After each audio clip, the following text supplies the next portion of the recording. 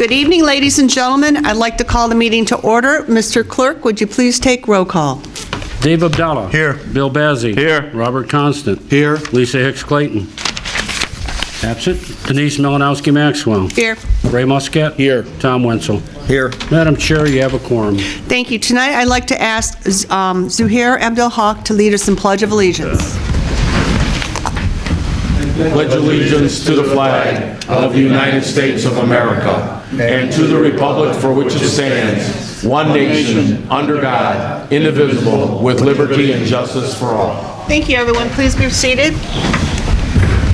First item on the agenda is agenda approval. Madam Chair, Councilman Constant? I move that the regular meeting of the Dearborn Heights City Council on January 28th, 2020 agenda be approved. Support. Supported by Councilman Muscat. Is there any discussion? Madam Chair, Councilman Bazzi? I still think we should remove item 8A till it's done properly from the agenda and get approved by the council as we have in the past. Okay. Point of order, Madam Chair. I don't understand. I tried to follow your direction. The procedure is to get the contract approved and then bring the invoice afterwards. And these are both in one item. So I guess we need to take it and bring it back into two separate items so we can do it in order. We need to approve the attorney, and then we go ahead and we approve the invoice secondary. These are both bundled into one, and they're not supposed to be. Council Chair, Councilman Muscat. is it possible that we can do the contract today? It's not on here. It's not on here for approval. It was It is. already signed. We didn't even get to approve it, and no. it's already signed. I followed the procedure as I was directed by Corporation Counsel, or informed by Corporation Counsel. So, in your opinion, Mr. Miyake, does the Butzel Long contract comply with the city, with Dearborn Heights Charter? Yes, I previously have said that, and I think it's very clear that the mayor has the authority to end up retaining counsel. That's Obviously, correct. this body has the ability to end up deciding whether or not to pay invoices because it controls the purse. Madam Chair, Councilman Bazzi? as we have in the past, and it's the mayor vetoed it a few times, it was super vetoed with the amount. You know, they made a huge concern or issues with the $250, yet the mayor just put this on the agenda for $600 an hour. So that's more than double the amount that he went back and forth with the council. So I think we need to remove it off the agenda and maybe move it to a study session so we can discuss it. Because it was never approved by the council, Okay. the contract or the amount of money. It was more than twice the amount. I'm in agreement. If you want to do a study session, I can do it next week. I am not available next Tuesday. Okay. We can do it before the next meeting then, in 2 weeks. A delay like this will only cause more legal expenses for everybody, I'm and really that sorry, but- obviously shows that you're not willing to, as a body, come to a resolution of this matter. Actually, we're just trying to follow procedure according to the charter, and Not true. it is true. You need to get this contract approved first. No. You don't, putting the contract and the invoice together and bundling it is not going to achieve what you're trying to get done. Madam Chair, Councilman Abdullah? I'd also like, I mean, I had it on here for when it came up, but since we're considering taking it off the market, the other things that I had concerns about that I was going to address is the hourly rate, which I felt was a little on the excessive end, $400 to $600, and why two firms were hired instead of one. And we have not received, as far as I know at least, the second bill from the second firm. Council Chair, Councilman Muscat? we're discussing this now. Either we leave it on and do the discussion when it comes up is the proper way to do this. Correct. And I think we should just leave it where it's at, bring it up, and then decide, because this is just All the right. agenda here. All right, let's just move on, and we'll address it when it comes up individually during the agenda. Okay, at this time is Councilman Wenzel? I have a concern about reports from the mayor. on the agenda. I requested that the reports from the mayor from this meeting onward contain reports on the Warren Valley Golf Course and reports on the E-course flood issue. For one thing, the mayor stated at our study session in the last half hour that his visions were more than what is going on right now, so we don't know what his visions are, and I think he should report to us if he has something or not at every meeting what's going on, instead of stealing the thunder for this meeting coming up in February. It should be reported every meeting, Okay. how the golf course is doing, to the best of his knowledge, and what's an update on the Course Creek cleanup. Okay, at this time, let's move on, and we are discussing our agenda approval as it sits before us today. Is there any further discussion on the actual agenda we have in front of us right now? That was on the agenda. Okay, that's, I mean, Yeah. I want that, I'd like that put on Yeah, from now on. okay. Is there any further discussion? All those in favor, say aye. Aye. Those opposed? Opposed. Opposed. Did they take? Let's take a poll. Councilman She got it. Muscat? Yes. Councilman Constant? Yes. Councilman Bazey? No. Malinowski Maxwell, no. Councilman Abdullah? Yes. Councilman Wenzel? No. So we're not going to approve the whole agenda? So remove that 9A. Move to adjourn. Yeah, I don't know that we can. What's procedure at this point, Mr. Clerk? Well, you can move to adjourn. That's always in order. Would we like to It's a- move it's to a- adjourn? No. It's a, Well, it's, the motion fails, so you have not approved the agenda, so there's no business to be conducted tonight. Council Chair. Okay. Well, let's think about this, folks, we please. voted, though. Well, I understand that, but if there's one or two issues here that can be removed, or, because I don't want to Discuss when they come up. discuss these when they come up. I mean, you're gonna do away with everything then. I don't like to move to adjourn. And that's just not good, that's not good business for us. Madam Chair? Councilman Abdullah? I'd make a suggestion, we re-vote. Mr. Clerk, are we allowed to re-vote? Maybe some of us can change our vote?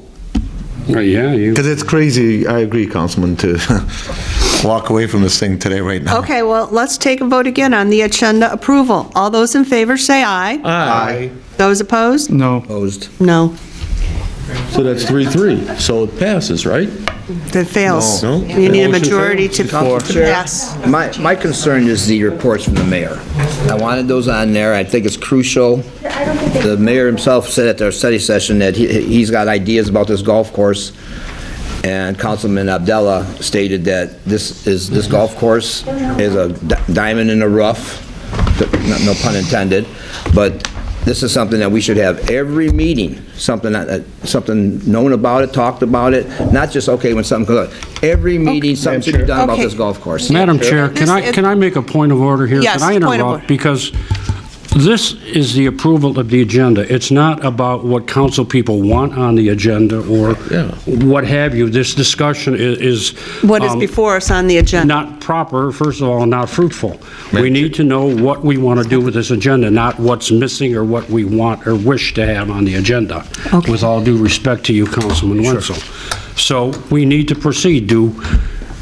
If you do not have an agenda, the move to adjourn is in order, and then we go, or else you have to approve some type of agenda to move on. To have, talk about a study session and then to have the study session at the table while we're here is not fruitful, Yes. nor is it conducting the business of the city. Absolutely. Excuse me for interrupting, but, No, I appreciate Hey, that. Councilman Abdullah? Madam Chair, may I suggest, and I don't mean to put you on the spot, Councilman Wenzel, but since your item is reports from the city on the golf course and on the E-course Creek, and obviously this is something you proposed the last meeting, and this being the first time, let's just give them one get-out-of-jail card, where during the public, I'm sorry, not the public comments section, during the comments from the council members, at that point, you ask maybe the mayor to give you an update, a verbal update, and maybe change your vote right now so we can move forward. Well, it's his vote, and I understand, I'm just we making a can't, suggestion. you know, I'm not going to Madam have Chair. somebody... Councilman Wenzel? Okay, I mean, there's other things on here. I think that what we could do is when it comes up to reports of the mayor, we will talk about this, and it's not asking a lot. I mean, it's not asking a lot, but it's very important to a lot of people. So, I mean, when we come to it, I'll change my vote to yes, and we'll talk about these issues when it comes up on the agenda. Okay, let's take a vote again. This is for agenda approval. That is for the agenda for today, for January 28th, 2020. All those in favor, say aye. Aye. Those opposed? No. No. I'd like to point out It will- that it is not on the agenda. It would not be appropriate for me to discuss it under reports from mayor. Okay, thank you. All right, next we have approval of minutes. This is minutes of the regular meeting of January 14th, 2020. Madam Chair, Councilman Abdullah. I move that we approve the minutes from January 14th, 2020, regular meeting of the Dearborn Heights City Council as outlined in item 4A. Support. Supported by Councilman Constant. Is there any discussion? All those in favor, say aye. Aye. Those opposed? The ayes have it. Next, we have public hearing and comment on agenda items. This is for the audience to come up and comment on our agenda items for tonight.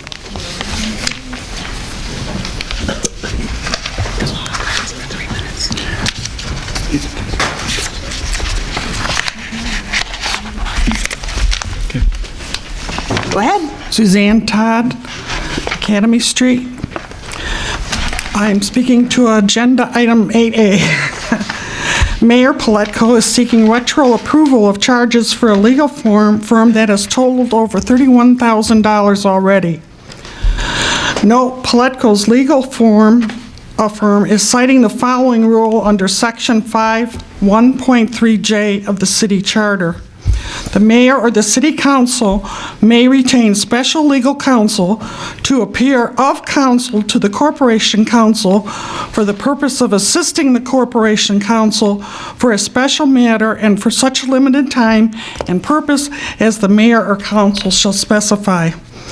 This contract will include 2 lawyers defending the mayor being paid at $400 and $600 an hour. In addition, corporate counsel Gary Miyake will also be defending the mayor in this.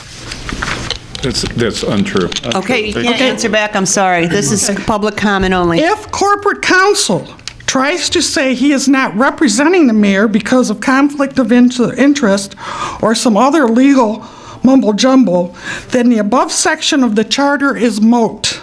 It specifically says to assist the corporation counsel. It does not say to replace corporation counsel. This contract will include 2 lawyers defending the mayor. In addition, this contract also states that the legal firm can employ even more lawyers, paralegals, as they deem necessary. They also say all fees, expenses, and costs will be the responsibility of the city of Dearborn Heights. As a resident and taxpayer of this city, I would have to hire and pay for legal representation if I were to take legal action against the city. Why does the mayor feel he is above this? I am asking the council to vote this contract down. The mayor should be made to use his own money to pay for his legal defenses. Thank you.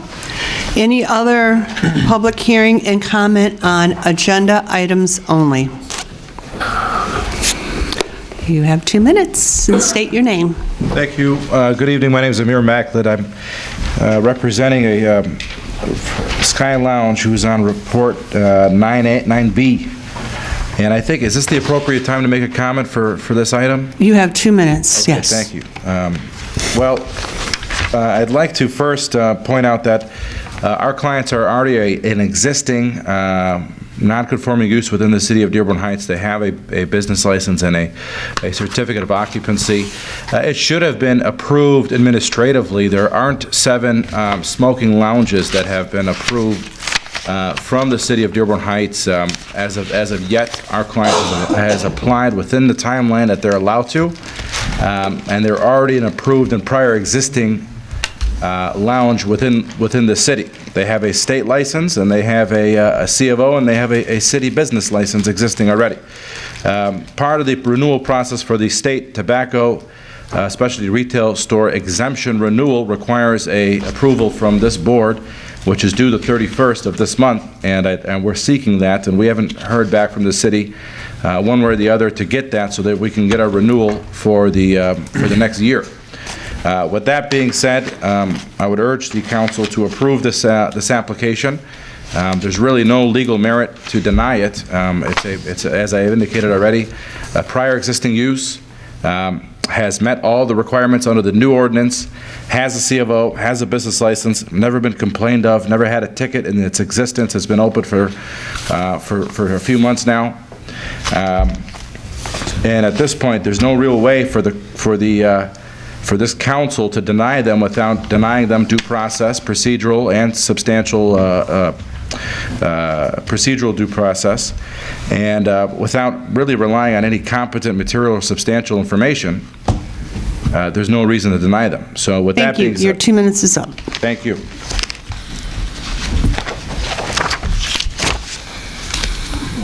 Gary Mayaki, Corporation Counsel. Briefly, the issue that was raised by Mr. Macklett, as I've indicated before, I have an issue conflict with regard to this. I did contact or try to contact Mr. Clark to advise you if there is going to be any inclination to deny this. I would strongly urge this body to have Mr. Clark be present with respect to it. With regard to the comments with respect to the mayor's contract, it's interesting to note that the argument that had been made was the opposite of the argument that was made by the council majority with respect to the need to end up having the Otten West law firm actually representing the city council. Namely, that I would have a conflict of interest in representing the council, and therefore the city council relied on section, the majority of the city council relied on section 5.13 J, which I think was appropriate, and I think it's appropriate for the mayor as well, since I'm not in a position where I can end up getting involved. So I think that the mayor's contract was appropriate, and I think if it was done appropriately, Otten West firm could end up being employed as well, as long as it was done appropriately. So I don't see that there's any problem, and I believe that Ms. Todd's comments are incorrect in this situation. Thank you. Thank you.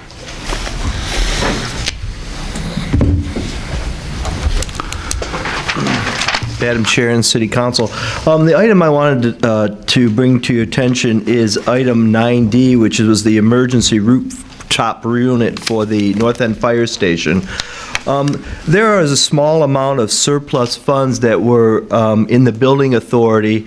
It's about $7,273.21. That could be used to pay for that, help pay for that unit's replacement. And these were surplus funds for when the construction occurred, so it's appropriate to kind of use it for a material item needed on that building. So if the motion to approve that could include using the surplus building authority funds as partial payment for that, that would take less burden on the building and maintenance department's budget for this unforeseen expense. Did you say surplus maintenance fund? Well, the surplus building authority funds, and the amount is $7,273.21. Okay, we can address that. Okay, thank you very much. Yep. Thank you. Good evening, Zuhair Abdulhaq. I want to talk about the contract between the mayor and this law firm. First, I think it's very excessive rate, $400 to $600 an hour. The President of the United States didn't hire somebody at $600. I can assure you that. And the amount of I did ask for extra time. I sent you email, so just so everybody knows. I think you allowed yourself $70,000 for legal fees, and I urge you to limit the mayor's capability to $70,000, no more. On page 3, he signed the contract with this firm on September 17, 2019, before the approval of the City Council. which means he should pay it out of his pocket, because you are obligating the residents of the city to pay money which he doesn't have the authority to obligate it on his own. He should come back to the city council, and he should pay it out of his pocket until the time he comes in front of you and ask for approval. I looked at the charges.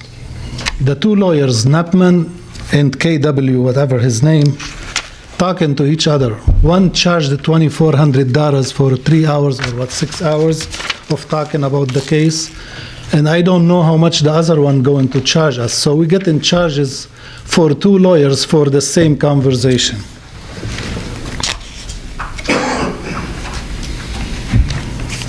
Then they must get authorization from the council if they want to hire attorneys outside of their firm. How do we know they are not going to hire somebody with $1,000 an hour? And they must come back to you and with a contract with that firm saying exactly why they need another firm to come in. How many firms we need for this easy thing to do? The mayor wants to compromise. He wants you to audit the PEG. We already audited the PEG. We already found misuse of money. And at this time, I'm going to say there is $189,000 from that program is missing by numbers. And I urge you not to let go and to keep after this issue because the residents need really to know what's happening for the last 15 years in our city, who's getting paid illegally, who's getting bonuses behind your backs, who's getting illegal raises at 25% behind your backs. What is he afraid of? We need to know. Today in Lansing, somebody in the management position, she's called the Mother Teresa of Lansing. She got caught stealing money from poor people's fund. Thank you. Thank you. Is there any more public hearing and comment on agenda items? Good evening. Good evening. My name is Steve George. I'm an attorney in Dearborn, practice in Dearborn Heights. I'd just like to correct some of the items Mr. Mackler put on the record with regard to the application that comes before you on Sky Lounge. First of all, Sky Lounge is not an existing smoking lounge as it's defined in the ordinance. They may be operating without a license, but they're not an existing establishment. Existing establishments must be existing at the time of the ordinance when it was enacted, which was in July. At that time, they were not operating, and nor should they have been because they didn't have a license. In addition, they're not entitled to one of the 7 existing licenses that are available just because they came in and filed an application.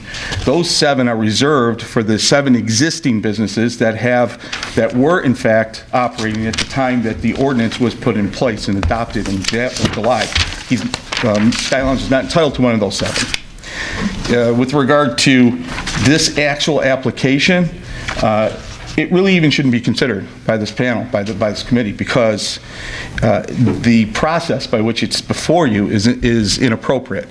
It specifically says in the ordinance, section 8-71, any person wishing to obtain a smoking lounge business license and thereby exceeding the cap of 7 may petition the city council for permission to do so. It goes on to say in D of that same section, the city clerk shall not issue a smoking lounge license application unless the applicant has received prior approval from the city council to exceed the cap of 7 active and or reserved licenses. And that's what they're doing here. They're trying to become the 8th. So under that scenario, this should not even, this motion or the agenda item shouldn't even be before you. The applicant has to come before the council itself, ask for an additional smoking lounge license to be added to the cap, and at that point, go back to the city clerk and apply for that 8th license. The last thing I'd like to add is, I've spoken to the state. They're aware of the delay in the issuing of the city licenses, and they are holding on to the applications that are going for renewal beyond the January 31st. They're not holding it against the renewal. So there isn't any rush here should Sky Lounge want to come before this council and ask for an 8th, because the state is actually holding on to those renewals for Dearborn Heights applicants until this application process, which you extended, the renewal process, you extended to May. So they're waiting until that, and that's all I have. Thank you. Is up. Thank you. Any other comment on agenda items from the public? At this point, we're going to move on. Next item on the agenda is fund transfers and current claims. Council Chair, Councilman Muscat. I move council approve fund transfers and current claims 6/1 through 6/26 as outlined. Support. Support by Councilman Abdullah. Is there any discussion? Madam Chair? Councilman Bazey. This is for Director Selmy. For item 610, that's for paving. It says here 2017 paving improvement Valley View Lewis Manor subdivision.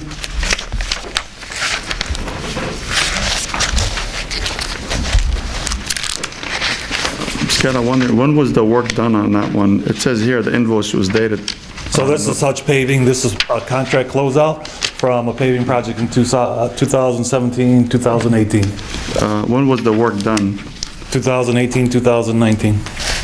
Okay, because I'm looking at, there was a motion, it was on the agenda back in August 2019. It was a study session, their attorney was here. Yeah, I think you might be confusing a couple things there. So Hutch Paving had done the work in the 18 paving season. I brought to council a low bid for Hutch Paving in 2019, which the council declined and hired Cadillac Asphalt. So this is the closeout of Hutch's paving contract from 2018. So my question on that one, since we've had issues, and that's the reason why we actually went to another contractor, did somebody inspect the work to make sure that it was accepted by somebody from the city before we pay this? Our inspectors did inspect and close out the job. Weight trim. So, okay. Madam Chair, can I add something on Councilman that? Abdullah? Was there something else, Councilman? No, I just want to make sure, obviously, because some residents came back for previous work that was done. It was not accepted. There was cracks in their work. So I just want to make sure that somebody actually inspected it, so we don't have to come back to this in the summer. They say, hey, this work is not acceptable, and we still have cracks in this new work. And that's what I want to comment to Dan Brooks on. Dan, this is the one that, if you recall, in the middle of the street, the residents had complained there was a crack all the way through the center, and then on the curb, some of it had overlapped the curb, some of the asphalt overlapped the curb, or in some places, it wasn't low enough for the water to drain through. And we had a full discussion on it, so my question is... They did the repairs. That's all been taken care of, and they've done corrective action to the point where you're satisfied? Yes, company's satisfied. Okay, thank you. Okay. Thank you. Okay. Any further discussion on fund transfers and current claim? Director? Okay. The number, yeah. Yes, and we need to change the number on item 6-1. Instead of, it's listed as $7,087, the new amount will be less. It is $4,284. This is a difference of $2,803. Probably have to correct. And that's per Director Hashem. I'm sorry? Yeah. Here, I'm going to pass this down. So we can approve it pending that change. Okay, with that change, go ahead and, Oh, you got to do that change. I got something. do we have to announce that, right? Yeah. Have to change the Current claims. support? They're changing this. Director Hashem has changed the number on 6-1. They shouldn't, it should be. Just amend your initial motion. I amend my motion to change the item 6-1 in the amount to $4,284 instead of the $7,087 per CDBG Director Joe Hashem as outlined in fund transfers of current claims 6-1. Support. Support by Councilman Abdullah. Okay, any further discussion? Council Chair? Councilman Muscat. This is a comment on 618, which is the exhaust fan repair, Systems Temp Corporation. They gave us an itemized listing of what they did, but the itemized listing doesn't make a bit of sense to me because they said they replaced pillow block bearings and they didn't even itemize them in, and 150 feet of wire for a whip. A whip is usually about 3 feet long. In anything that I've ever done in 42 years of maintenance, and I just need a better explanation on next time we have problems like this. Not that I will disapprove it, I just want more of a clarification on it. So just a comment. Thank you. Thank you. Any further discussion? Okay, this is fund transfers and current claims. All those in favor, say aye. Aye. Those opposed? The ayes have it. Next, we have consideration of bids. This is for the CEDD Director Hashem, request for bids for 2019 CDBG demolition program for 5452 Kingston, 20751 Powers, and 25659 Annapolis. Madam Chair? Councilman Abdullah. I move that we concur with Director of CDBG, Joe Hashem, recommending that City Council authorize the Community and Economic Development Department to prepare specifications and request bids for the properties at for the 2019 CDBG demolition program at 5452 Kingston, 20751 Powers, 25659 Annapolis demolition project. And they're going to be seeking bids for qualified contractors on these properties, as outlined in item 7A. Support. Support by Councilman Constant. Is there any discussion? Madam Chair? Councilman Bazey? So my question, I know we're on 7A, so 7B, is that related to 7A for the environmental testing? Okay. Okay, so my question on 7A, since obviously these homes, I don't know if they have asbestos or if they have lead paint, so who's going to be doing, is that going to be the same contractor to go in there and do an assessment? Or, so there's like the three processes, whoever's going to go in there, check to see if there's contamination in there, somebody who's going to do the abatement or the demolition, so how is that going to work?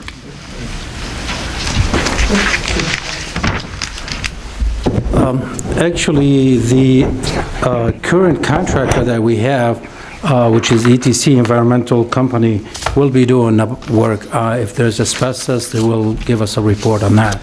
Their contract is not expired yet, but I'm going out for bids, which is the next item down, the next item, which is 7B. So we already have a procured contractor at this point. I'm just ahead of the curve a little bit. So that's one of my questions that I asked about 7B. If 7B was the environmental testing for 7A, so it is? No. So it's not? Okay, so what I would recommend, so we can prevent exposing our residents to asbestos or lead like last homes that we demolished in the area, that we actually go by the state who's authorized, not just to do the testing. I mean, yeah, we can do the testing, say, yeah, there's asbestos or lead paint. But if nobody does the proper abatement, then I have an issue with. So I think if you do go back and try to get a bid, Councilman? I suggest that you go somebody who's certified by the state to do that abatement. Councilman, we Run did. 7A though right now. We have done 4 different demolitions in the past, in the last year or so. All of them are by licensed state companies. The state will be at the site. They will. These companies come in. They do the reports. They do the abatement. The state comes in, checks on them. They're all certified. They're all licensed. We haven't had any problems that I can speak of. In fact, I was very pleased and happy with the work that they did last time, whoever Chair. won that contract. I just want to, again, I want to make sure that we don't have the same issues as we had in the past when we refused to pay this one particular contractor, and somebody gave that contractor my cell phone and the council chair's cell phone. So I'm just going to put on record that if you guys pick, whoever you guys pick in here, they have to be certified by the state. So again, we had pictures to show there was dust and there was asbestos and there was no water that was being used during the demolition. So I just want to make sure that we have the proper company or authorized by the state. That's all I'm saying. Yeah, So Councilman, all I can speak is about the projects that I'm in charge of, and those that we did not have any problems, whether dust or anything else. So that I can assure you of. Okay. Okay, thank you. Any further discussion? Madam Chair. Councilman Abdullah. So I'm not sure if this question is for the mayor or anybody in the administration, but I just want to get a clarification, but also for the residents. So I looked at these 3 properties. They are in bad shape, that's a fact. And I know our director of building, Larry Domsky, checked them out, and he said that it's over and above the SCV of these if somebody were to fix them, so it just doesn't make sense to fix them. So the question I've got, with the property on Annapolis, we purchased it for $3,400. Then we got the property on Kingston. We purchased it from the county for $3,290, and then the last one for $4,286. So you got, give or take, around $12,000, $13,000, $14,000. The question is, why do we purchase these? Is it just to make sure that they get torn down, or was there a chance that they could have been fixed? Because at that, I'm just wondering, like, why do we take on that headache of A, paying for these, and then B, paying for the abatement and the demolishing and the whole 9 yards? Is it because the county will take forever to get rid of them, or what is the main reason that we even take them in the first We're place? afraid that we're going to end up, and we don't, if you had to live on that street with... No, I'm all for getting rid of eyesores, I get that. That is mainly for the benefit of those residents to get rid of these houses, because if somebody buys it in foreclosure, and there are people, we've run into this, where they're in Atlanta, Oklahoma City, they think the price is good, and then they buy it, and then we can't get them to do anything. You're talking about the county level? Okay. Yeah, if I can just add to the Kingston, for example, because I started this process, and then Larry Domsky took it over when he became the building director. That Kingston property changed hands about 5 times, and we could not get to that owner to make them responsible to take care of that property. So as soon as it became available through the first right of refusal, we definitely wanted to get it. It had water in the basement for about 3 years standing when we became aware of it. Yeah, they were thank quick you. claim deeding it back and forth between multiple sources, one of them for $1,000. Okay, at this time, let's move forward on this. Any further discussion on 7A? All those in favor, say aye. Aye. Those opposed? The ayes have it. Next, we have CEDD Director Hashem, request for bids, Certified Environmental Testing and Clearance Services Company for all federal grant programs, plans, and projects. Madam Chair, Councilman Constant. I move that we concur with our Economic Development Director, Joe Hashem, and authorize the Community Development Department to request bids for certified environmental testing and clearance services as outlined in 7B. Support. Support by Councilman Abdullah. Is there any discussion? Madam Chair, Councilman Bazey. there's no date on here. It says here, says solicit bids for all federal grant program. Is that for 2020, 21, 22? What years are we talking about? There's no dates on here. Is that like indefinite contract, or is that limited to just 2020?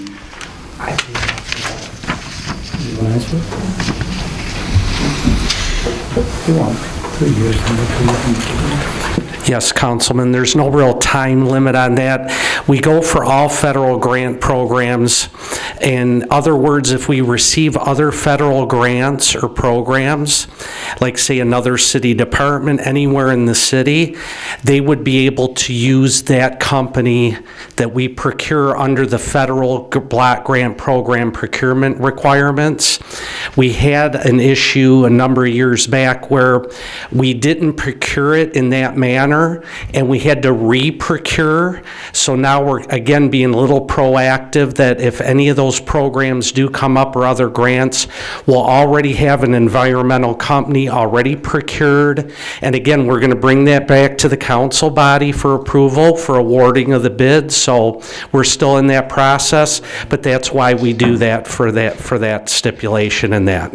So there is no real time limit. Okay, so until the next time we procure. Okay, so when you do bring the contract in front of us, that will obviously have a date. It's not an indefinite contract? Okay, it will be a thank 3 to 5 year agreement that we usually have for all of our procurements, yes. Thank you. Thank you. Okay, any further discussion? All those in favor, say aye. Aye. Those opposed? The ayes have it. Next, under consideration of bids, we have DPW Director Selmy, request for bids, authorization for residential lead water services line replacement. Madam Chair, Councilman Abdullah. I move that we concur with Director of Public Works, John Selmy,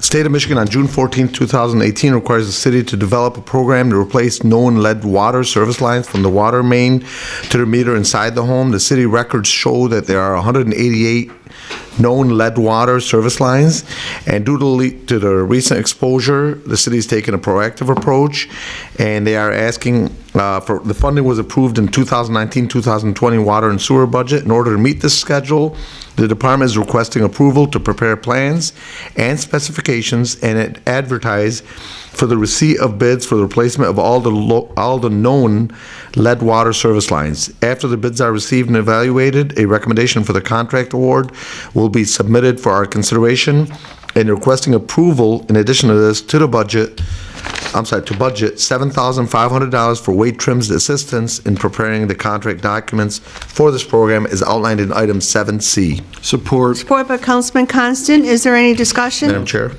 Councilman Abdullah? Sure. Okay.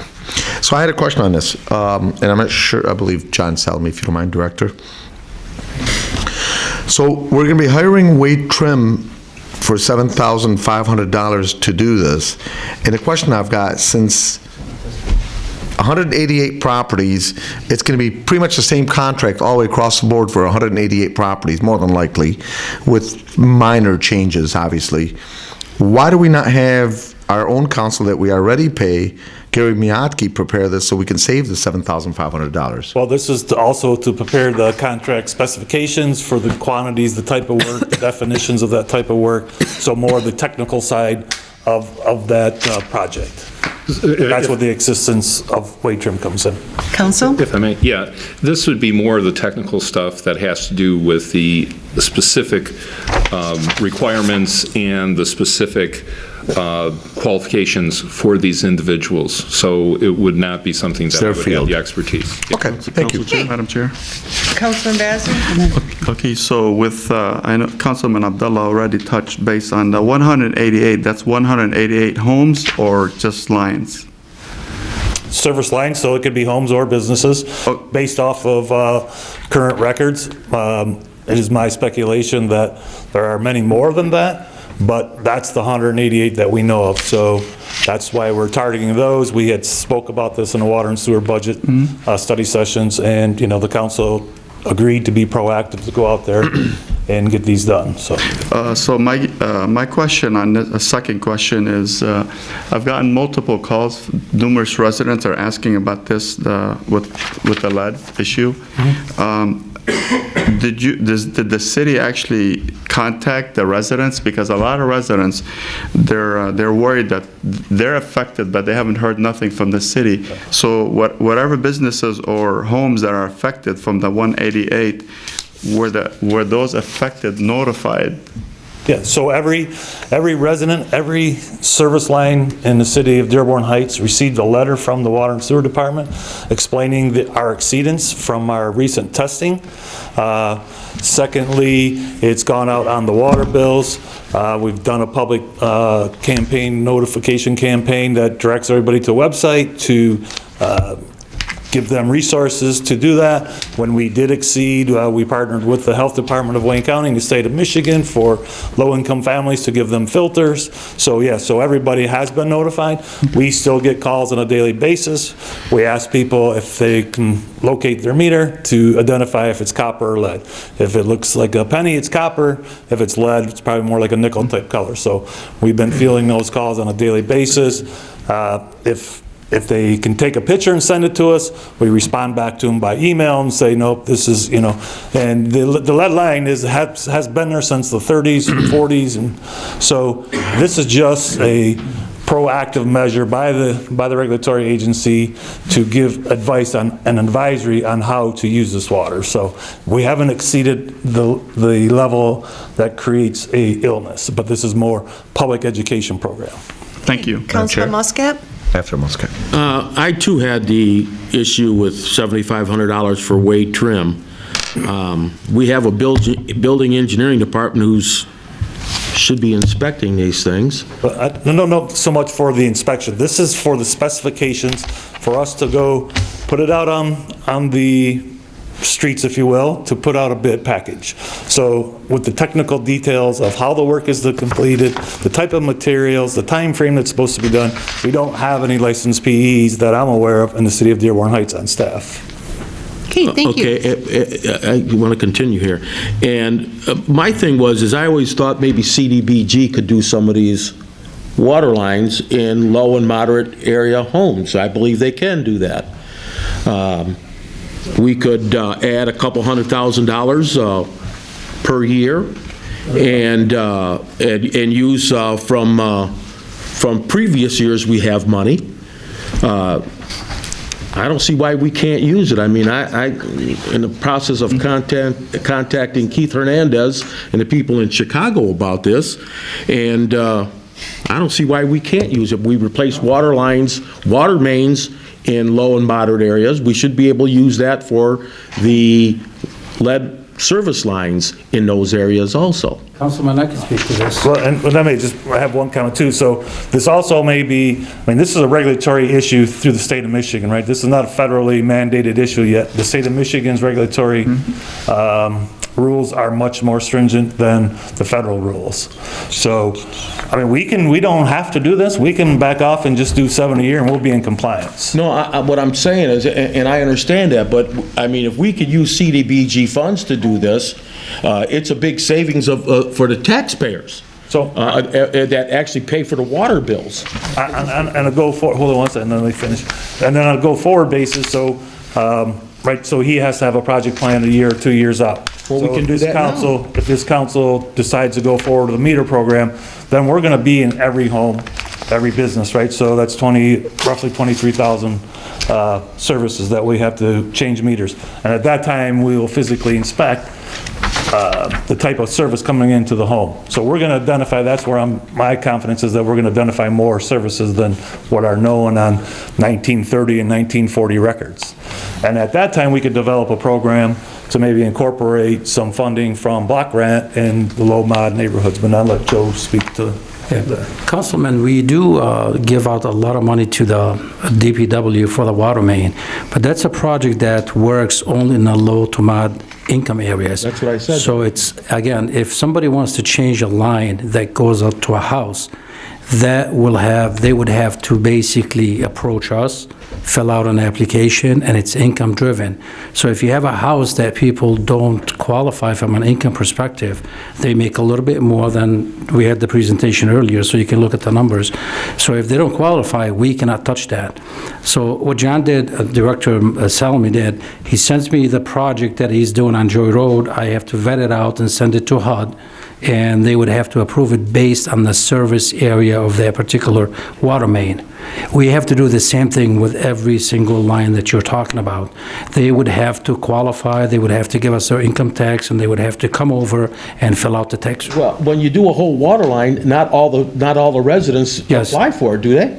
Well, the water main has to service a low mod area. And the So lines? the last one I'm doing is, the one I'm doing right now, which is John just sent me, basically it services 800 homes that are in the low mod area.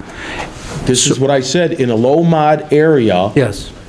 What's the difference between replacing the whole water line or the service line? Nothing, except when the big low... But there is a little difference. Can I interrupt for 1 second? Sure, go ahead. So we're talking about not a water main, we're talking about a water service. Correct. So the water service is publicly owned from the water main to the property line. From the property line into the home, including up to the meter, is owned by the homeowner. Yes.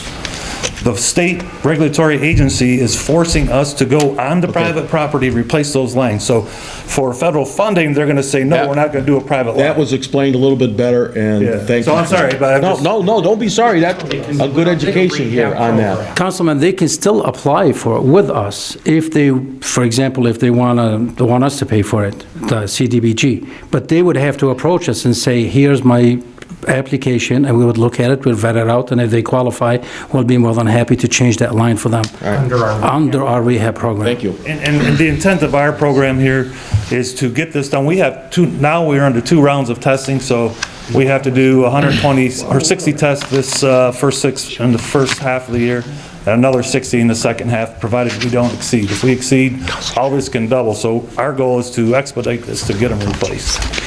Thank you. Just quick. No, just quick. Councilman Abdullah? Director, if you don't mind, you mentioned that, they could contact you or email you picture. Do you mind giving out the phone number and the email address for the residents that are listening, if you don't mind? Sure, it's the 313-791-6000. It's the DPW general line. And the general DPW email, I believe, is dpw@ci.dearborn-heights.mi.us. Thank you. Thank you. Okay, any further discussion? Okay, this is the DPW Director Selmy request for bids, authorization for residential lead water services line replacement. All those in favor, say aye. Aye. Those opposed? The ayes have it. Thank you. Next, we have Library Director McCaffrey, request for bids, emergency door at JFK Library. Madam Chair, Councilman Constant. I move we concur with our Library Director, Mike Cafferty, and approve a request for bids for an emergency door at John F. Kennedy Library as outlined in 7D. Support. Support by Councilman Muscat. Is there any discussion? All those in favor, say aye. Aye. Those opposed? The ayes have it. Next, we have reports from Mayor. This is for Butzel Long Legal Services Contract and Invoice. Council Chair, Councilman Muscat? just so we can have a discussion on this and not just let it go by the wayside, I move council authorize for submitting the legal servicing contract for law firm of Butzel Long and their invoice for $31,488.64, as outlined in 8A. Do I hear a support? Motion fails. Next item on the agenda is reports from Mayor, Board of Review appointment. Councilman Abdullah? I move that we concur with Mayor Dan Paletko, appointing Ms. Sada Hojej, who resides at 26243 Wilson Drive in Dearborn Heights, to the Board of Review, term to expire January 2022. This appointment will replace Ms. Lynn Killian, who recently resigned from her position on the board, as outlined in item 8B. Support. Support by Councilman Bazey. Is there any discussion? Council Chair? Councilman Muscat? How many people on our boards do we have from the south end? It just seems like everybody is on the north end. I mean, we got to start looking beyond Cherry Hill here, as far as I'm concerned. And not that I have anything against this person, but it would be nice if we had some people representing the south end on some of these boards. I don't disagree, and I'm always looking for names. Wasn't John Girolamo on the Board of Review? Councilman Wenzel? Well, in the past, we had a chairperson on the Planning Commission, Rick Coogan, and one of the most outstanding commissioners I've ever seen, and his term was not renewed by the mayor. He was from the south end, so I don't know if he's systematically limiting south end people, or what his agenda is. That's All right, point of order here. Councilman Wenzel has the floor. but he was, there was no reason not to renew. Excuse me, we've got conversation in the back. Is there something you'd like to say, Ms. Laszlo? I don't, do you want me to come in the microphone, because I'm not talking? Well, yeah, I'm getting you speaking back there, and I just wondered if there's something you had to say? Not me. It's not me. Okay, thank you. Okay, And, Councilman Wenzel, continue. I was really shocked because he was a great person, a Vietnam veteran, Silver Star recipient. There was nothing wrong with this guy at all. He gave his heart to the Planning Commission, and his term was not renewed and he was not given a reason why. The mayor just said he wanted to get fresh people in there. You get fresh people, you're eliminating the best persons on the Planning Commission in a long time. I don't know. I have no other reason to think, but, you know, he's doing Okay, it thank you. deliberately. Any further discussion? Okay, all those in favor, say aye. Aye. Those opposed? The ayes have it. Next, we have Planning Commission appointments. Madam Chair, Councilman Abdullah. I move that we concur with Mayor Dan Paletko appointing Jim Joma, who resides at 125 North Evangeline, and Alex Kinani, who resides at 5769 Heritage, Dearborn Heights, to the Planning Commission, terms to expire in January 2023, as outlined in item 8C. Support. Okay, who supported it? Councilman Muscat. Is there any discussion? All those in favor, say aye. Aye. Those opposed, the ayes have it. Next, under reports from city officials, Council Chairwoman Malinowski Maxwell, Ottenweiss Tawil, and Schenck PLC. Madam Chair, Councilman Bazey. I move the council to approve the engagement letter dated July 18, 2019, as outlined in 9A. Support. Supported by Councilman Abdullah. Is there any discussion? Madam Chair? Councilman Council? Well, does this ask to approve the engagement letter or not to escrow the 10,000? I thought it was a motion to not escrow the 10,000. It's to release it because of the fact that the original letter stated it would go back to March, and the billing didn't start till April, so it would have been covered in the actual original Right. letter. I heard Councilman Bazey say to approve. No, I mean, that's outlined in 9A, so, I mean, that's what it says. in Okay, 9A. I don't want to go read word for word unless you want me to. Oh, that's all right. Thank you. Okay, is there any further discussion? All those in favor, say aye. Aye. Those opposed? The ayes have it. Next, we have City Clerk Prashevitz Sky Lounge smoking application. Motion fails. Next item on the agenda is Treasurer Riley, Investment of Funds Report for December 31st, 2019.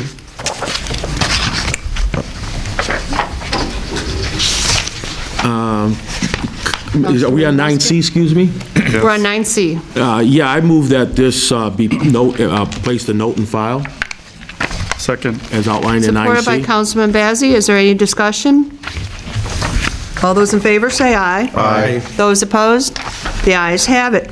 Next item on the agenda is DPW Director Selmy, Emergency Rooftop Unit Replacement. Council Chair, Councilman Muscat. I move council approve the invoice for Johnson Controls for the emergency replacement of the rooftop unit for the fire department headquarters as outlined in 9D. Support. Supported by Councilman Bazey. Is there any discussion? And we add the Yeah. language about the surplus. The surplus fund of $7,273.21 will be used first in regards to this, and then the balance. Oh, I said that outlined in 9D, so I think that covers it. Yeah. 9. Support. Okay. Any further discussion? All those in favor? 9E. I just want to make sure that you say the building authority's fund surplus. Okay, Building Authority Fund surplus of $7,273.21. Building fund surplus. Make sure that's in there. Okay. This will be audited and, we want to... Got it. Thanks. Okay, any further discussion? All those in favor, say aye. Aye. Those opposed? The ayes have it. Next, we have Park and Recreation Director Haddad, Spirit Festival 2020 liquor license application. Council Chair, Councilman Muscat. I move council approve the action liquor license application to sell beer and wine at the city's Spirit 220 Festival. that the City of Dearborn Heights, through the signing of this application by the mayor and the clerk, make application to the Liquor Control Commission for special license for the sale of beer and wine for consumption on the grounds of Canfield Community Center from Thursday, June 11th, 2020, ending no later than 11 p.m. on Sunday, June 14th, 2020, as outlined in 9E. Do I hear support? Motion fails. Next item on the agenda is Police Chief Petrie, request for approval to purchase and pay ammunition. Madam Chair, Councilman Abdullah? I move that we concur with Chief of Police Michael Petrie, requesting council approval for the purchase and payment of the following items for ammunition, and I'm not going to go through them all. The total cost for this ammunition, which includes shipping, is $19,872.36, and it will be taken from the Police Department ammunition account as outlined in item 9F. Support. Support by Councilman Bazey. Is there any discussion? All those in favor say aye. Aye. Those opposed? The ayes have it. Next item on the agenda is Police Chief Petrie, request for approval to purchase and pay Dell Latitude 5424 computers. Council Chair. Councilman Muscat. I move council approve the purchase of 10 Dell Latitude 5424 computers with docking stations for the department as outlined in 9G. Support. Support by Councilman Bazey. Is there any discussion? All those in favor say aye. Aye. Those opposed? The ayes have it. Next item on the agenda is Police Chief Petrie, request for approval to purchase and pay tactical vest and ballistic plates. Council Chair. Councilman Muscat. I move that the council approve the purchase and payments for 14 tactical armored vests, 28 tactical plates, 14 front plates, 14 back plates as outlined in 9H. Support. Support by Councilman Bazey. Is there any discussion? All those in favor say aye. Aye. Those opposed? The ayes have it.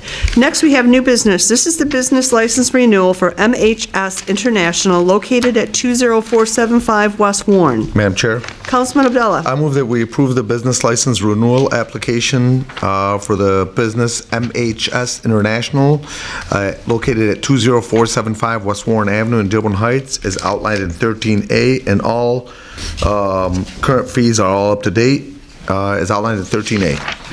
Support. Support by Councilman Bazey. Is there any discussion? All those in favor say aye. Aye. Those opposed? The ayes have it. I've got a question, Mr. Clerk. On 9E, there was no support. Is it possible I can support that if we go back to it? Because that motion failed?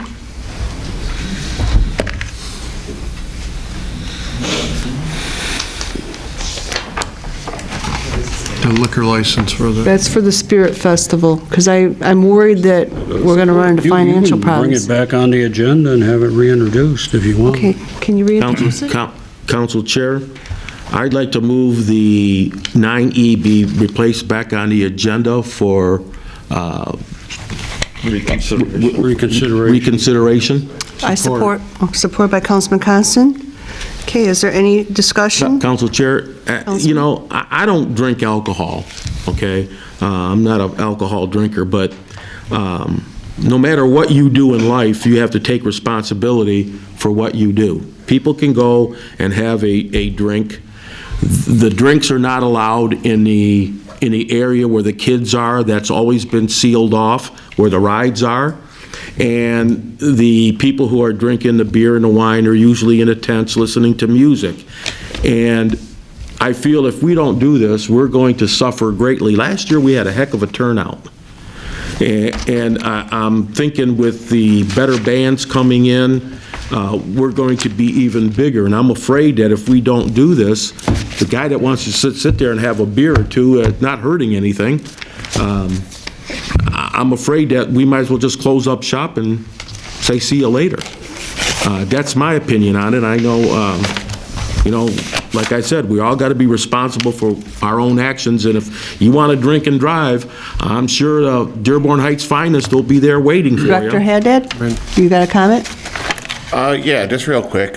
Speaking with former Police Chief Gavin and current Police Chief Petrie, in the past, and obviously I was here for one festival, but in the past, they have never, to their recollection, have had any problems with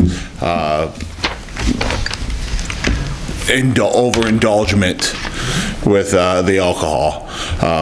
So my fear is if we don't have this here, that people will bring it in and then overconsume even more. Yep.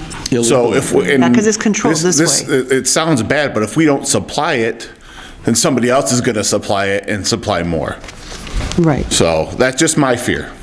Understandable. Council Chair, just another moment here, because, you know, and I remember not wanting this 4 years ago or so, and then I started looking at the amount of beer that's actually sold at our festival is nowhere near what they sell at St. Linus and some of the other festivals at churches. Yep. I mean, we're far behind what they sell. So, you know, I think everybody's pretty well under control here. And again, you know, the same rules apply. When you go up there to get a beer and you're drunk, you're not going to get one. Correct. Simple as that. And the police are right there. If anybody is acting weird, the police are right there. So I don't see the issue here. Okay. Any further discussion? Madam Chair? Councilman Bazey? I've actually asked that question last year about moving the festival, like rotating it like every year from one end of town to the other. So are you guys assessing that? Or? I've looked around within the city. With the size of our festival, there is really no big enough property that the city owns. Even at Swapka Park, it would have to be very condensed in that aspect, and that's more in a, I know Canfield is right across the street from a neighborhood, and there's a neighborhood behind it, but at Swapka Park, for example, that's right in the middle of the neighborhood. So that's just my concern as well. Thank you. Thank you. Okay, is there any further discussion? Madam Chair? Councilman Abdullah? Just a small comment. I'm against any type of drinking where there's kids, so for me, it would be a no. Okay, well, we will take a vote on it Sure. in the end. So you have a motion on the table. I'll support it. Any other discussion? Okay. All those in favor, say aye. Aye. Those opposed? No. Councilman Abdullah is opposed. It passes. Okay, now we Thank will you. move on to comments from council members. Madam Chair? Councilman Bazey. Councilman Wenzel brought up a good issue and also a concern, you know, for transparency. I know I've heard the same thing about certain people. They want to apply for a commission, and they were not allowed to go on a commission. I don't know for what reasons. Again, you know, I didn't look too much into it, but there should be a transparency. Maybe I don't know. Should be a process. Maybe like a committee. If anybody's interested in being on a commission. I mean, I don't know if there's a suggestion, but I would actually suggest that that person sends all the council members and the mayor an email, say, hey, I'm interested in commission on such and such committee. So I think if anybody wants to be on the commission, should address that to the mayor and CC all the council members, so there's a transparency with that one. Nobody should be excluded. The second item I have, I know I asked that question at the last council meeting, that FEMA grant. That email was kind of confusing, Mayor. Actually, I'd like to, on record, you know, I'd like to find out. So the second FEMA grant that we had, so the city, according to the email, are we opting out of the FEMA grant or the money, or? I thought it was very clear. I'll read it so all the members of the audience. Question I had was on a particular council motion dealing with the second FEMA grant. And I responded at the last city council meeting. I was asked about any and all activity related to council motion 18-054. This motion was to authorize the city entering into a pre-disaster mitigation grant program for the purchase and demolition of houses on Courier and Hanover Street west of US 24 Telegraph Road. After reviewing the program and all the restrictions and requirements, the city will not be moving forward with this grant. The added restrictions on the home value and putting all of the closing costs on as a burden onto the homeowner would not have been beneficial for the homeowner to sell to the city in comparison to selling it to another buyer. We are always looking at other grants, and in fact, it came up at a meeting I was at with the Congresswoman, and I had an opportunity to talk to her about it, that we would look at additional programs, but it needs to be geared so that it's beneficial for the residents whose homes are being purchased. So there is no activity. Okay, so with that, we're saying that $1.3 million the city is not going to take or follow through with the $1.3 million grant that I've actually talked to a few residents, and they're up for, especially the ones that were affected by the floods the last 2 times, that they're actually excited about just selling their home. So is that a decision? I mean, who made that decision that, nope, we're not going to take part of that grant that was offered to the city, and there's residents that actually want to sell their homes because of the issue with flooding? And as you, I mean, most of us seen a lot of residents that came into this meeting, not today, but other meetings, that they're just sick and tired of flooding in their basement, and they just want to get out of their homes, and some of them were willing to just move out of their home, and now we're saying because of cost. I mean, it doesn't make sense. I think we should move this to a study session. I agree, because it doesn't make sense when you sit here and done nothing but criticize the first grant, in which people did very well, and now you're telling us you didn't like the first grant, so why would we get the second grant? Let's lower our voice, please. I do have an issue when we tell the state that we're offering, we gave a resident $130,000 versus what the residents are saying. Not true. Not true. Okay, Councilman Abdullah? We have data. Councilman Abdullah, you're next. So I had emailed it when we first got this email, and I had some serious concerns about this. When we're talking about 1.3 million, one of the reasons it was said that it was turned down is because of the closing costs that would be a burden on the sellers. Closing costs, this is based on my industry, are paid by the sellers.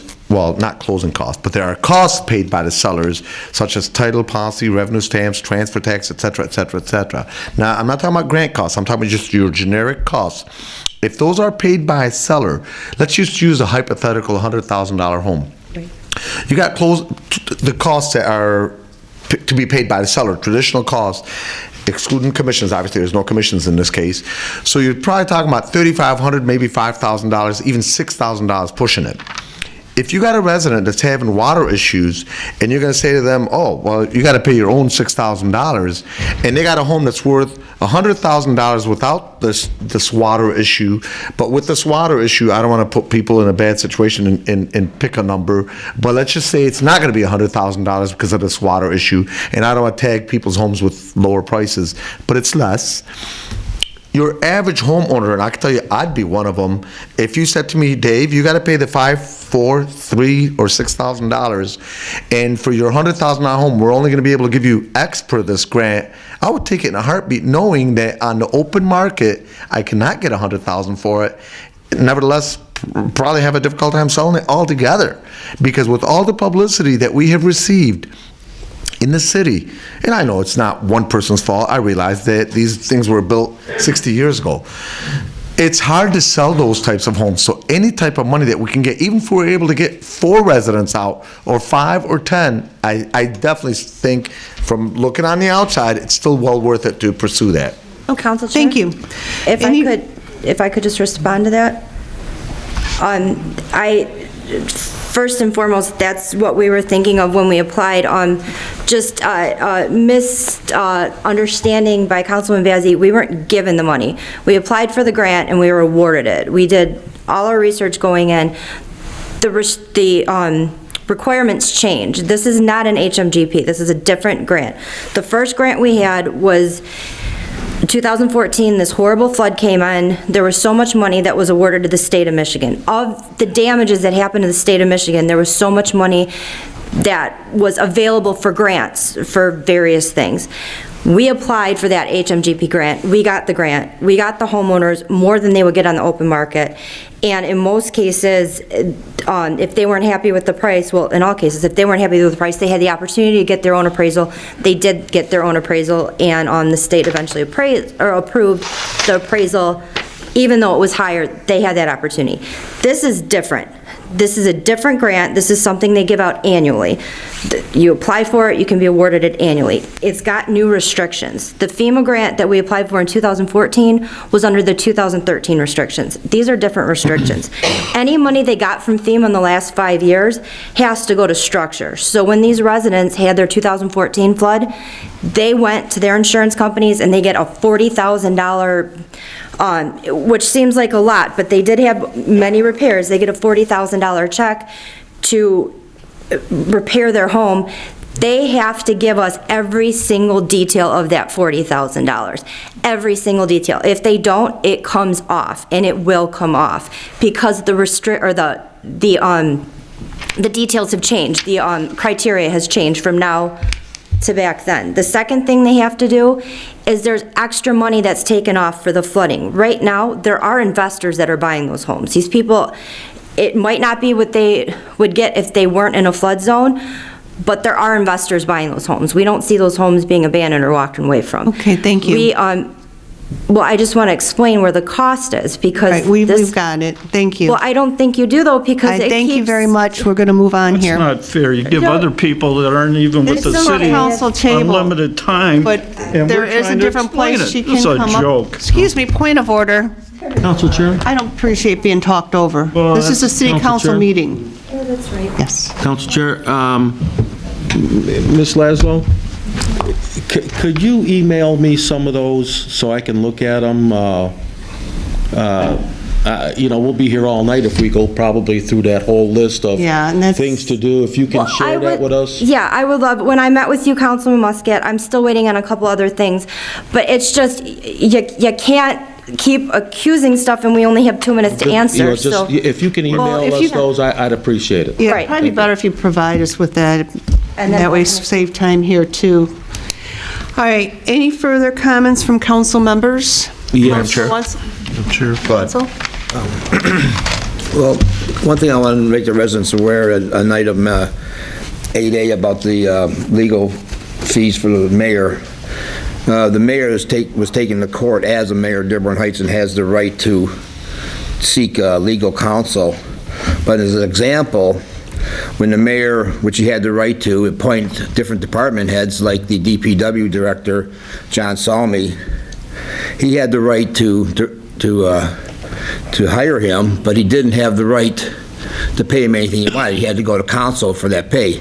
What makes a difference between that and hiring an attorney and not getting council approval for legal pay? So I just want to make that clear. We're not denying him the right for legal counsel. It's the way they went about it. And I also wanted to say on the planning commission, I don't want to beat a dead horse, but another South End commissioner, great guy, great heart. Hart was in the planning commission. Rick Diezenkowski, great guy. He was not reappointed. And the mayor stated that he's not going to comment on anything that's not on the agenda. One of the things was the Warren Valley Golf Course and East Course Creek, the flood issue. I'm going to take it upon myself to, every meeting, go and talk to the people at the golf course and bring the residents up to date on everything that's going on, because they deserve to know what the biggest investment this city's ever made, is what's happening, and not being, everything done behind closed doors. And anybody has any issues with the flood or the meeting coming up, they can contact me if they'd like to speak. I'll make sure that they get their voices heard, or anything they want to present will be heard. And as I do at every meeting, I'd like all the veterans in the audience to stand up and be recognized, please. Do we have any veterans?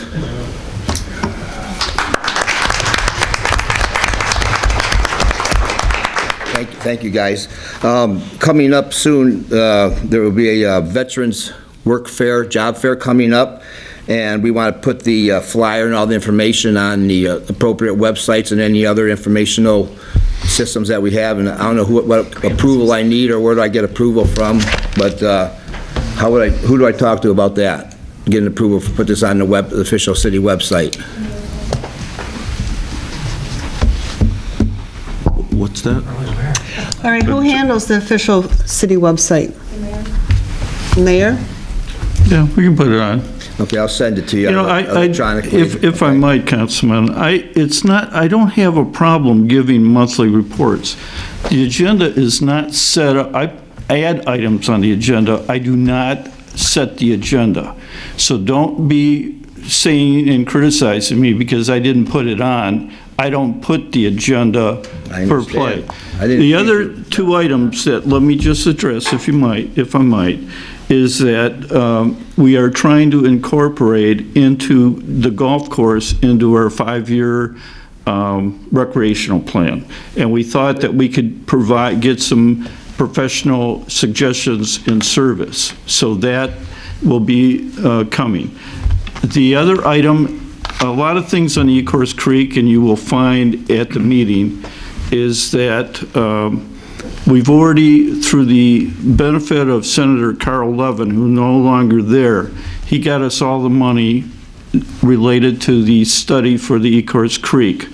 It really is up to our congressional people to get it funded and approved, and that's where it lies. If we get into the issue of, there is the lawsuit, it's still alive. The city filed a lawsuit against Wayne County, and we're holding that in abeyance. But there's not action constantly taking place on the matter that I can give you an update.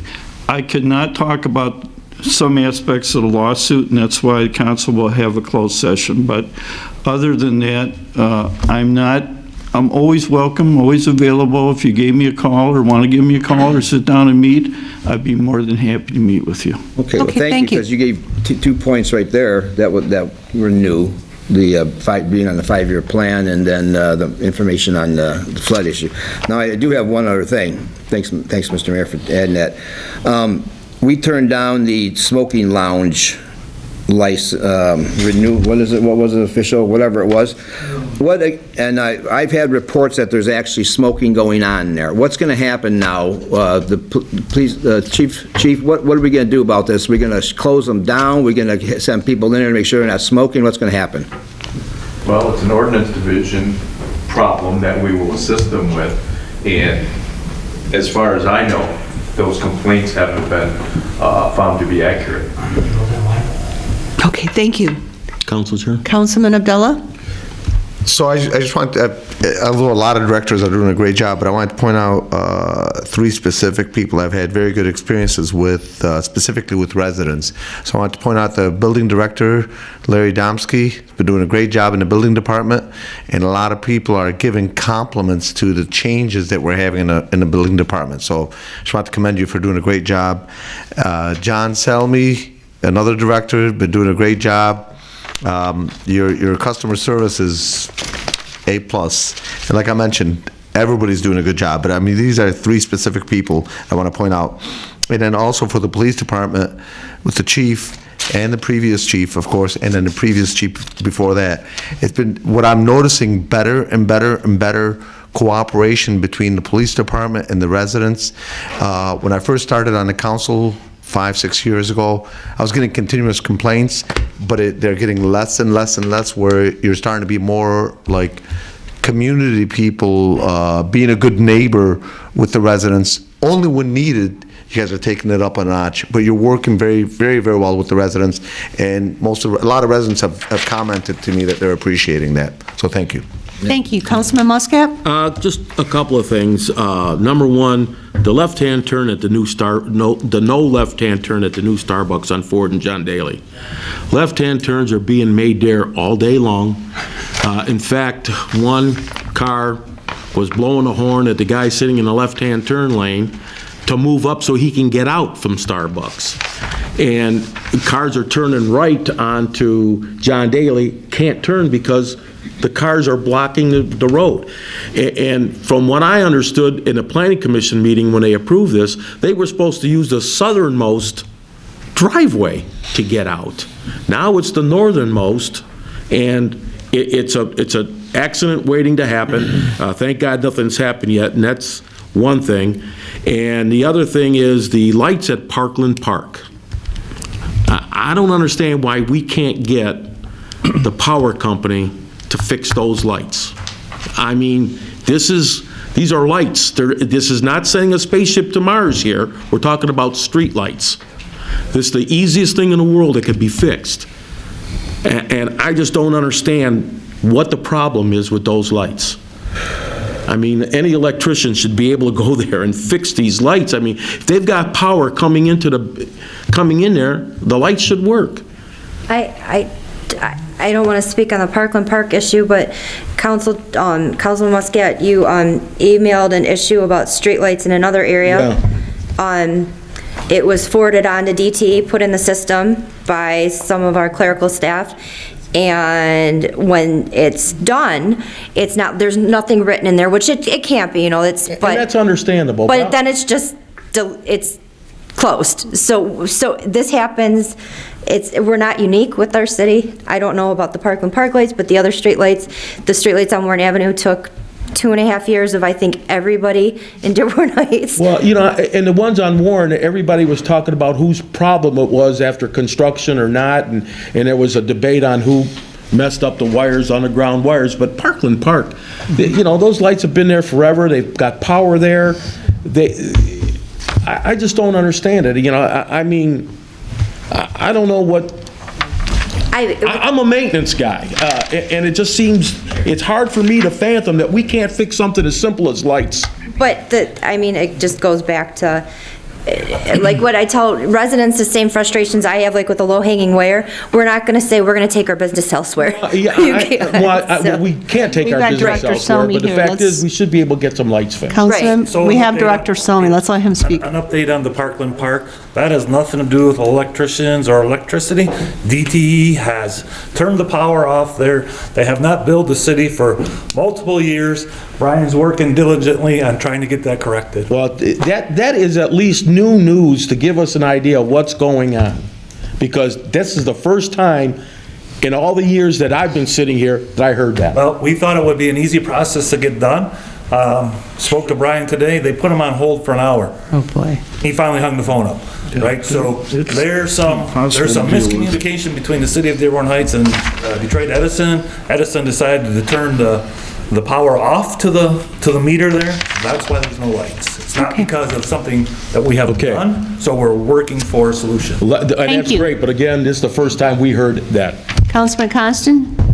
Thank you, Madam Chair. What about our liaison to DTE, who used to be Madeline Williams before she retired, Mayor? I have been speaking with Wendy Brown Roberts, who is our DTE rep. I thought it was Barbara.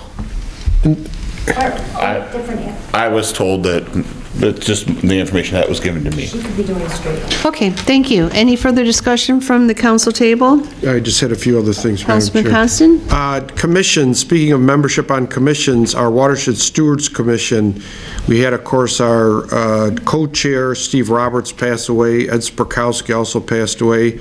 Our chair, Barb Gorka, who does just a great job, her husband is got some bad illnesses that she'll have to tend to, so we'll really need some members for our Watershed Stewards. Both myself and Councilman Wenzel are on the Watershed Stewards Commission, and we get a lot of participation from the Honor Society students from our high schools, but if anybody's interested, we could certainly use your help. Alcohol at the Spirit Festival, I know one of the council members made a comment that the festival takes place right in the midst of our neighborhoods, and it does. I know the one year we did not approve the liquor license, there was a lot of discussion that it was going to be a big problem. I don't drink at all, but I would hope that the servers, of course, are trained who serve the alcohol, and that close eye is kept on any drinking there in the parking lot there at Canfield. Thank you. Any further comments from council members? At this time, I'd like to open up to public comments. Don't call. City officials.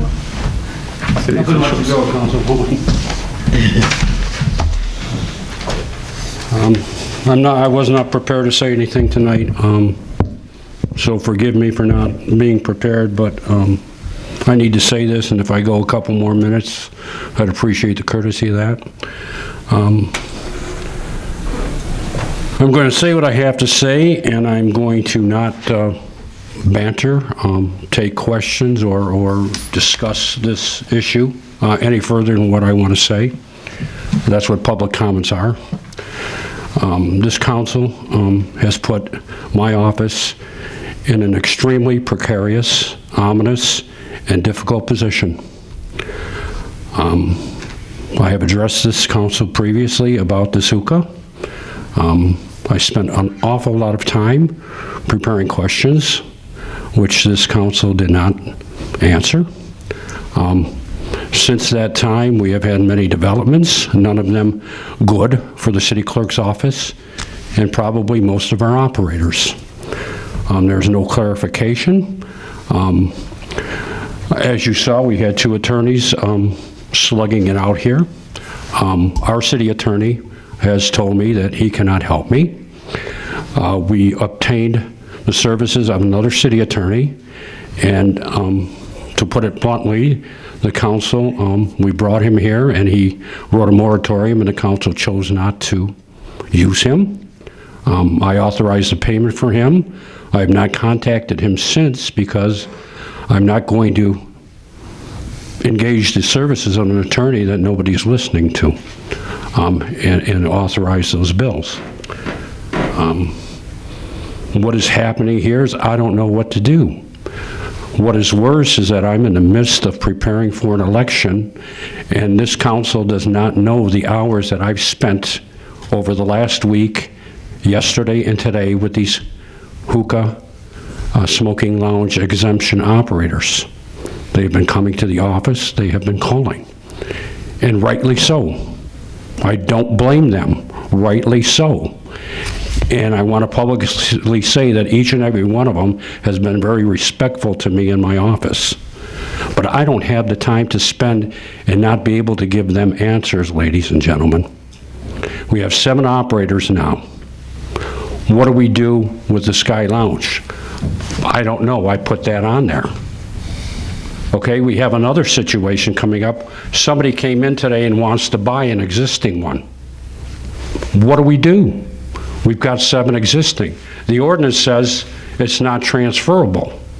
If he sells it, the guy wants to say, am I entitled to that license? I can't tell him he is, can I? What's the process for now this new operator? Is Sky Lounge in front of him because they put their application in first? He wants to invest a great amount of money in this city and have a business, and I can't give him an answer. I found out today, my council secretary can tell you how many times I've tried to contact the state of Michigan. Ever since December, emails, phone calls, trying to clarify if our operators are free from this January 31st deadline. They're coming in and saying, where's my certificate? I said, I don't know if you need one or not. My understanding of the moratorium is you don't need one. But the state of Michigan won't return my calls. However, they're talking to all the, I had a operator come in today and said, Blaine Cressman told me to call you. You're a great guy and you'll help me. How am I going to help you when the state of Michigan won't even answer my question? This man, this attorney, I can't rely on his word, but he's saying they got till May 31st. I'm worried about these people, whether they're going to lose this license on January 31st and the state won't answer me. So realize what you have done to the 7 operators in what you have done to, not me, because I don't matter, but to my office, and the way that I have a class tomorrow at 10 o'clock to teach this election. And this election will be the worst election that I've ever administered, because we will have 6 different ballots in certain precincts, 3 in every one of them. I have to write new instructions for every single aspect of the laptop. But yet I had to spend hours on this. And I urge you, if you respect my office and the job I have to do, to somehow do something to straighten this out. All we're going to do, I don't want to end up being in depositions. And something is not going to happen that is good if we continue on this road. So I urge you to find some attorney that you like and to establish and write an ordinance that makes sense. What am I supposed to do with this new operator that wants to come aboard? I don't know. And I don't think any of you could answer that question either. So what wasn't even an issue before, for 8 years that I've been here, has now turned into a huge issue. So I urge you to consider what's going on and do the appropriate thing. Thank you. Thank you. I mean no disrespect to any of you, but you need to know what's going on, folks. Madam Chair? Councilman Constant? Just briefly, number one, I think the clerk should have the advice of our city attorney, and the attorney who was drafting the ordinance was Jeff Clark, and I think we should get back with him and enact the ordinance. This was similar to like with the food trucks, with the marijuana licenses, and it all falls on the clerk's office. And I think he does need some direction, so it's a point well taken. Okay, thank you. Okay, is there any other public announcements? Madam Chair, Larry Downsey, Building Department. The mayor's office did come to us and ask us for any recommendation for the Planning Commission. And at that time, we did reach out to a gentleman that lived in the South End. He did decline. So we did reach out to him. Thank you very much. Is there any other public announcements?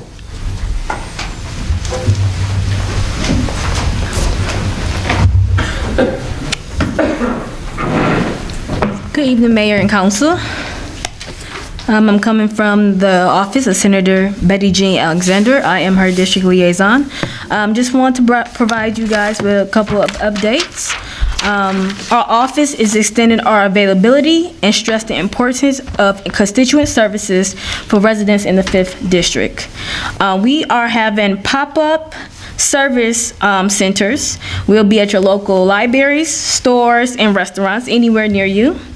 These service centers will provide you with resources and opportunities to seek support services. No need to travel to Lansing anymore, so you can come to us.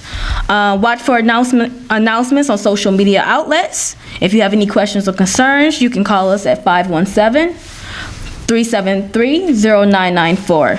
Please visit us, or you can email us at senbalexander, which is senbalexander@senate.michigan.gov for Senator Alexander News. Also, Census 2020 is very important to the communities of the Michigan Senate 5th District. We need everyone to be counted. Communities benefit the most when the census counts everyone.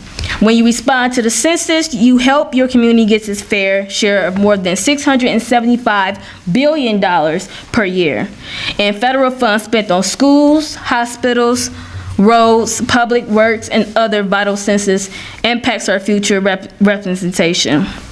Each community receives $1,800 per resident. In addition, the census impacts your, it impacts your congressional redistricting. Postcards will be mailed out. Be sure to watch out for your postcard. Do not throw it away. There's a personal code on it that you'll use to access it online, where you can complete the 10 questions total. It takes about 10 minutes. So take your time and be counted.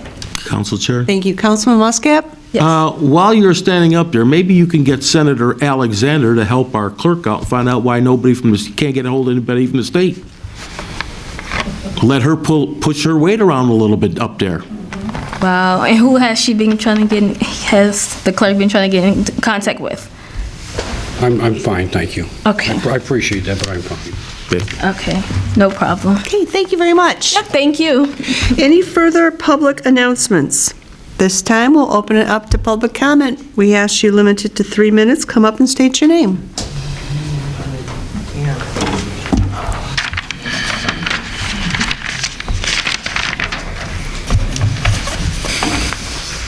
Suzanne Todd, Academy Street.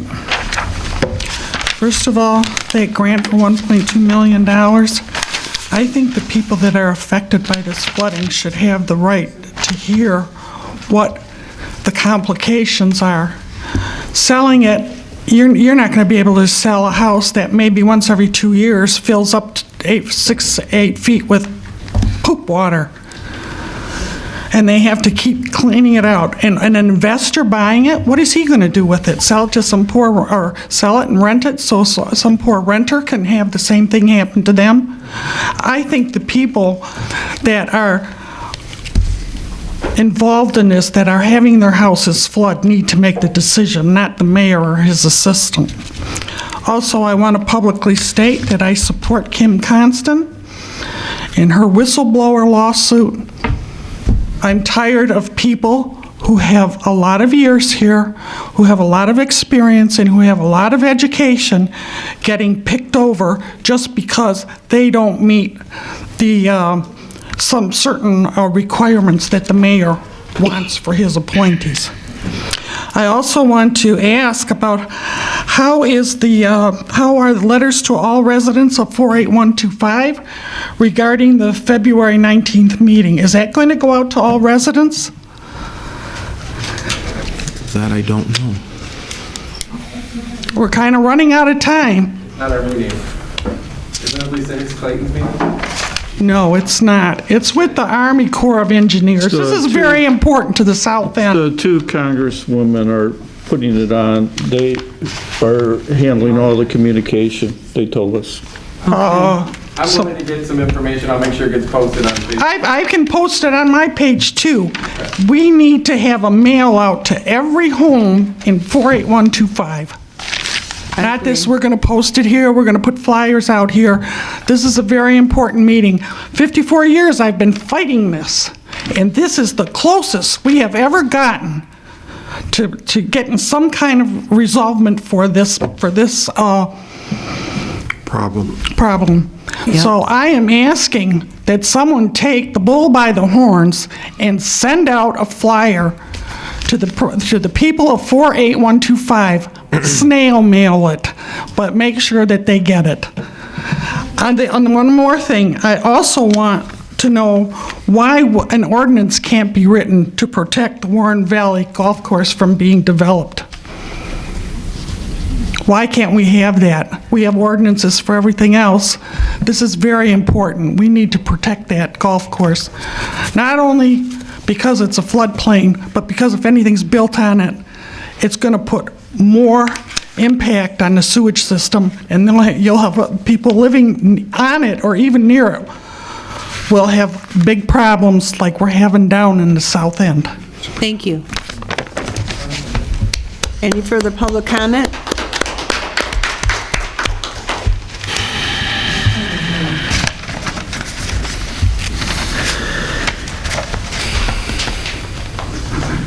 Good evening again, Zuhair Abdelhaq.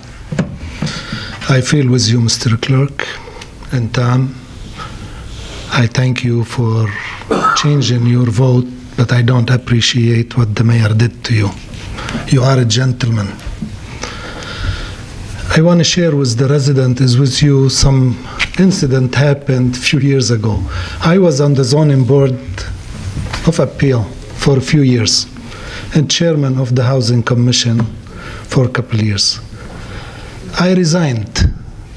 3 years later, the chairman of the board called me at my store and he asked me, Mr. Abdelhaq, are you coming tonight to our meeting? I said, for what? He said, aren't you still our secretary? 3 years later, people who should be on commissions, they should be really people who have no interest in the city, but the city and its residents. Not the one who are real estate agents who are put on commissions where they can change the assessment of property they sold or their office sold or some relative, sold or bought. And people who are not in construction and they are on planning commission, they want something for whoever, they want to change the planning for it. I don't want to see people who contributed $1,000 to the mayor's financial campaign or $500. Most of them, Mayor, I have their names. I haven't had a Okay, all right, fundraiser in 3 point of years. order here. A cheap shot, Point of always order. cheap shots from you. Always. Okay, point of order. I don't. I have their names, and those the ones who you are appointing. And I asked the council to look at it. Thank you. Thank you. Madam Chair, Okay. can we comment on this? Is there any other public comments? It's just going to end.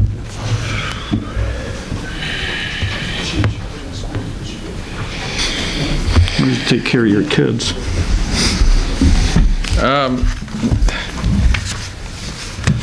So I want to also speak about the appointments to the commission and through the chair to the comment that Councilman Wenzel made about the mayor, and, kind of alluding to the fact that the mayor is not interested in folks from the South End. Couldn't be any less true. I think he even supported you when you ran for council. The current Planning Commission chairperson is a South Ender, and I don't want people to walk away. I had the absolute pleasure. I didn't get compensated for it, but personally I felt good about it. I had the absolute pleasure of working with both the Planning and Zoning Commission during the last year before Larry was brought in. I learned a great deal, met some really very talented folks who take their jobs very, very seriously. There's none of that happens where people have the opportunity to sway people's votes. There have been people that have abstained because they feel uncomfortable that maybe it's too close to home. That came up a lot, especially with the expansion of the mosque on Ford Road. That came in front of the Planning Commission. So I don't want anybody I would like, personally for me, this is my humble statement, I work really hard through the direction of the mayor to make sure that everything is inclusive, both the way we do enforcements in the north end and the south end. Most of my manpower is directed towards the south end, and I, through the mayor and through his suggestion right from the beginning when I came in here, I feel like I've developed a really close relationship with a lot of people in the south end, especially when it comes to the neighborhood groups and that. So I don't want people to walk away with the wrong impression that we've done the north end, south end thing since I was a kid, right? My dad was a police officer, and we've done this. I've lived in the south end, I've lived in the north end. I think we're way beyond that, and I think in 2020 we should.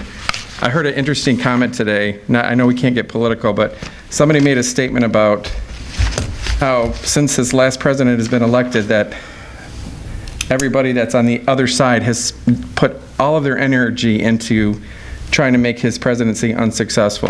I don't have a political opinion about that, but I feel like in 2020 we got a couple more years under this administration, and we'll see where it goes after that.